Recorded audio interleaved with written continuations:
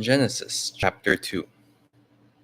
Thus the heavens and the earth and all their array were completed. On the seventh day, God completed the work he had been doing. He rested on the seventh day from all the work he had undertaken. God blessed the seventh day and made it holy, because on it he rested from all the work he had done in creation. The story of the nations. The Garden of Eden. This is the story of the heavens and the earth at their creation. When the Lord God made the earth and the heavens, there was no field shrub on earth, and no grass on the field had sprouted. For the Lord God had sent no rain upon the earth, and there was no man to till the ground. But a stream was welling up out of the earth and watering all the surface of the ground. Then the Lord God formed man out of the dust of the ground, and blew into his nostrils the breath of life, and the man became a living being. The Lord God planted a garden in Eden in the east, and placed there the man whom he had formed.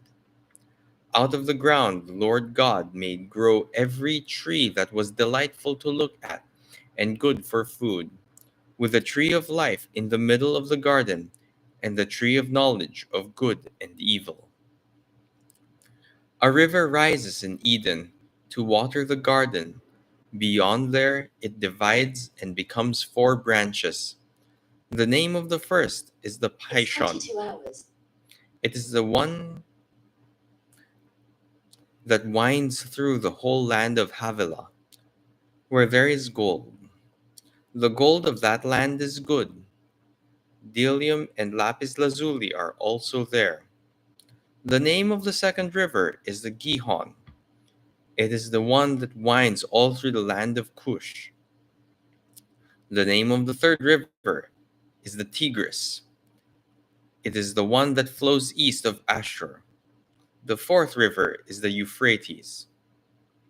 The Lord God then took man and settled him in the Garden of Eden to cultivate and care for it. The Lord God gave the man this order: "You are free to eat from any of the trees in the garden, except the tree of knowledge of good and evil. From that tree you shall not eat. When you eat of it, you shall die." The Lord God said, "It is not good for the man to be alone.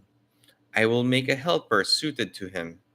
So the Lord God formed out of the ground all the wild animals and all the birds of the air, and he brought them to the man to see what he would call them.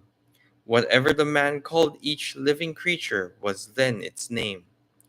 The man gave names to all the tame animals, all the birds of the air, and all the wild animals, but none proved to be a helper suited to the man.